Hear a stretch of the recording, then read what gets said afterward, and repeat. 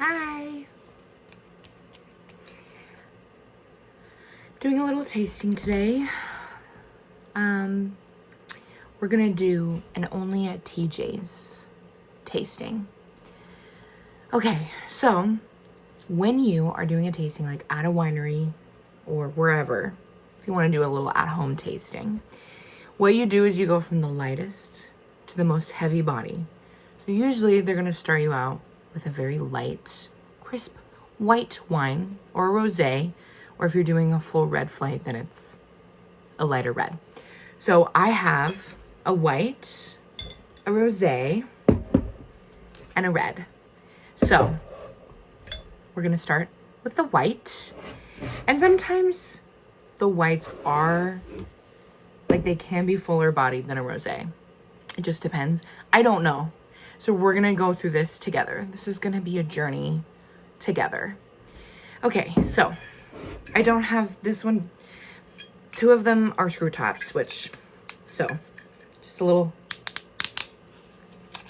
crisp. Oh, my special glass, of course. Okay, so these are all French style. So I might do regions, we'll see. I'm a French gal. I love French style wines. But that's also what I've mostly been exposed to. So I don't really know other wines. Okay, well I do, but I'm most comfortable with French wines. I'm a sucker for a Bordeaux style wine. Okay, anyways, so this is a Sauvignon Blanc, which actually Australia is known for the best Sauvignon Blancs, but this is a French Sauvignon Blanc, and Sauvignon Blanc is the type of grape. It is the grape varietal, okay? And then it'll have the region that's on it. So this is, it's French. Touraine, I don't know. So, and I'll have hopefully the little stickers. So that is so it says Appellation d'Origine Protégée, whatever. I'm not saying it correctly. I know I'm butchering it, but that just means that is the area that the vines are from, and probably where it was also processed or like created, you know? So, yeah. So Touraine apparently is right underneath, or like kind of southwest from Paris. So that's a fun fact. Anyways, okay, so this is the color. It's very light, like very light. Okay, so Sauvignon Blancs are known for like almost an asparagus vibe. So very like green. This definitely, the green is coming through. But there's also Whetstone, of course. I want to say some green apple. I want to say, yeah. Green apple, Whetstone, asparagus. I don't know about the asparagus, but. Okay, it got a little warm while it's actually really good. That's surprising. I'm not a huge fan of Sauvignon Blancs, but this one's good. It's like, okay, let's see.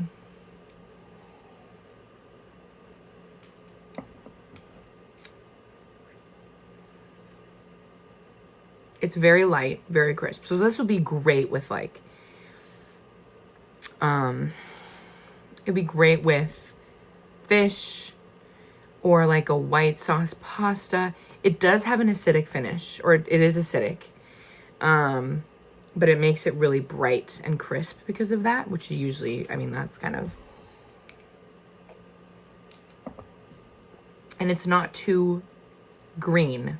The flavor isn't too green. It's very like, has more of the green apple and like minerality rather than the like earthy notes. Okay.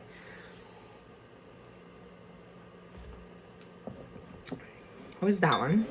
It would also probably could be good with some spicy noodles. I'm always trying to find a wine that goes with spicy noodles because it's actually pretty tough.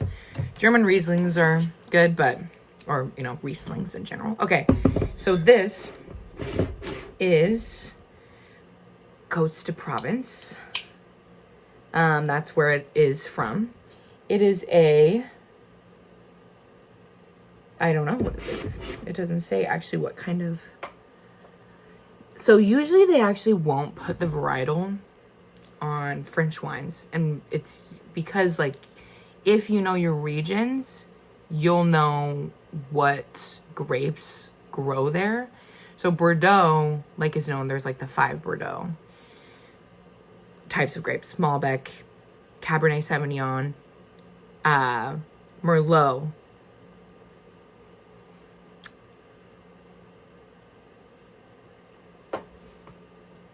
I knew them at one point. I think Cab Franc. And I got Merlot, Malbec, Cab Sauv, Cab Franc. I think. I can't remember. Maybe Petit Verdot. Wow, that's really tough. Okay, anyways. This one is a cork. So.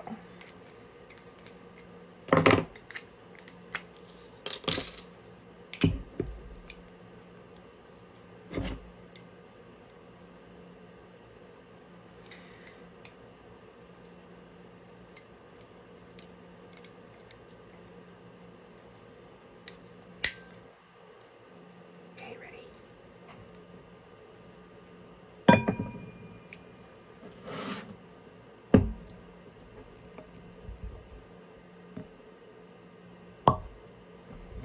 That was bad. Okay, so, and then, you know, like, people will sniff the cork. Well, that is,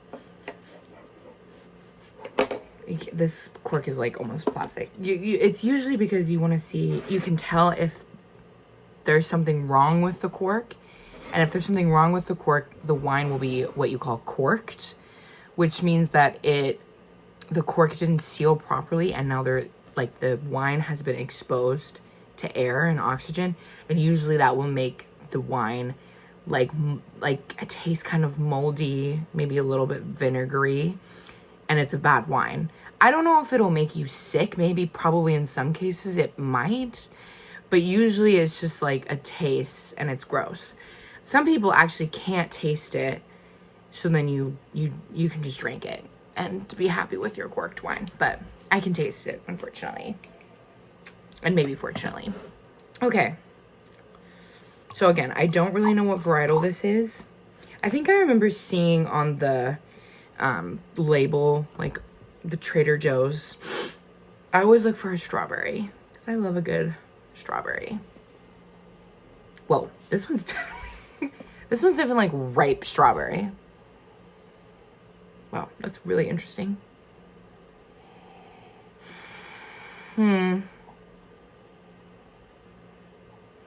It's like, I just spilled. It's a little too aggressive.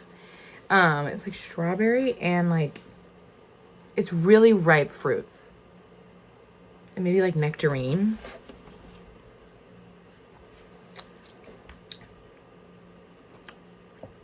Whoa. Oh.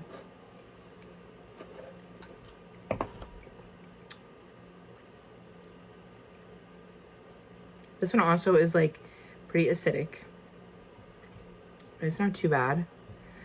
I kind of, sometimes it burns and I don't like that, but it's not too bad. Yeah, so I don't even know how to describe this one. It's very ripe, like almost overripe fruits. Yeah, there's the strawberry. There's probably a little bit of rose. Some like, but like the floral notes are very mild. It's usually, I like more fruit. Some people really like the floral. If you like rose lattes, you'll probably love the floral in wine. I'm not one of those girls. It has strawberry for sure. And it has a really nice finish on it. Like the smooth, round finish that I love in a rosé. It's really interesting. It's almost like the smell of strawberries when you're like, they're like almost bad. That's how it smells. But they're like, they still smell good. Like they're fragrant, but they're like, you're like, I need to eat these today. That's how it smells. But it's good. I like it. Okay. Now, this is the Cab Franc. Okay, what's funny about this one is that the label said Cab Franc. And I don't know if it was like a person who just made a mistake or, but this is a Franc. It's F-R-A-N-C versus the label will say F-R-A-N-K. I think that's really funny. Okay. So Cab Franc is actually like the original Cab. And then they crossbred Cabernet Franc and Sauvignon Blanc and then created Cabernet Sauvignon. And Cabernet Sauvignon, the grape, can grow in a lot of different regions and is pretty resilient of a grape, which is why it has become so famous, because almost every region can grow some sort of Cab Sauv. I prefer Cab Francs. I think Cabernet Sauvignons can be a little much, I suppose. I love a good Cab, don't get me wrong. But I'm more of a Cab Franc, which recently they've kind of been re-emerging. So, okay, this is a screw cap.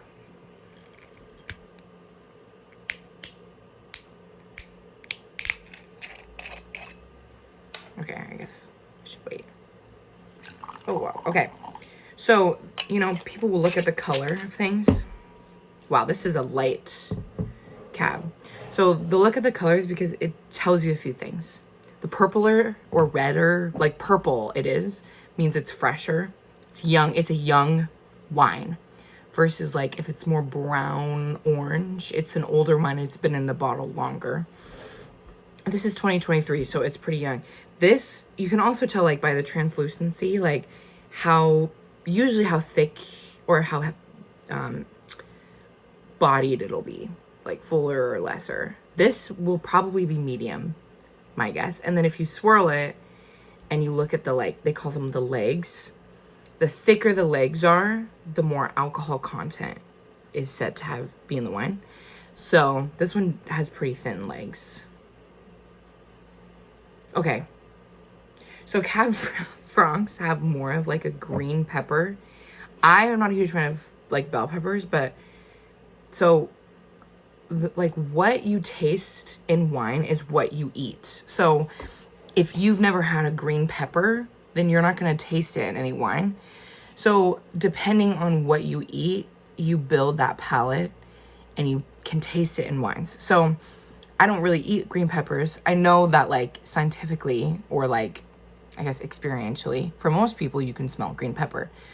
But for me, it's just like a nice pepper flavor, like rather than like bell pepper. It's like more of just like a black pepper, kind of. It's like a lighter, it's like a white pepper, which I love white pepper.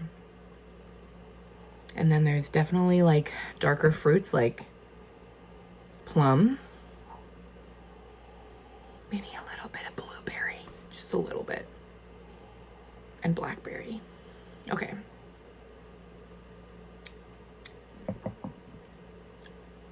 Whoa. Okay. There's a lot of like,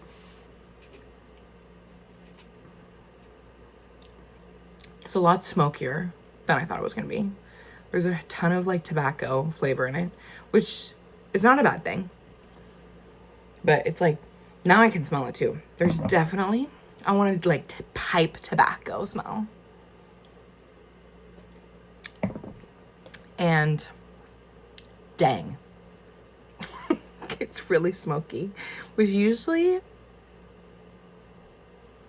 yeah, dang. Okay, so smoky will go well with like,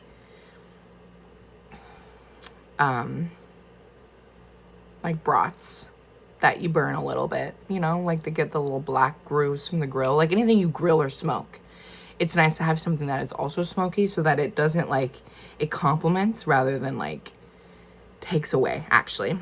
So it's definitely like a medium bodied, but then it also like has pretty intense tannins on it.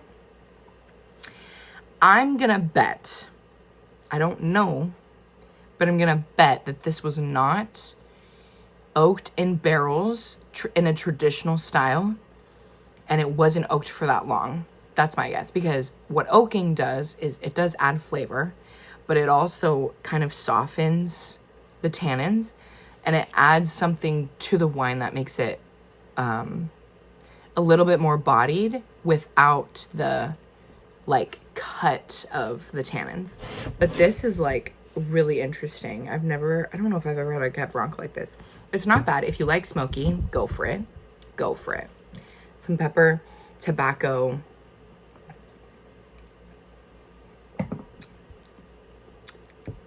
Flavors like that. Well, thank you so much for joining, and cheers to another wine tasting.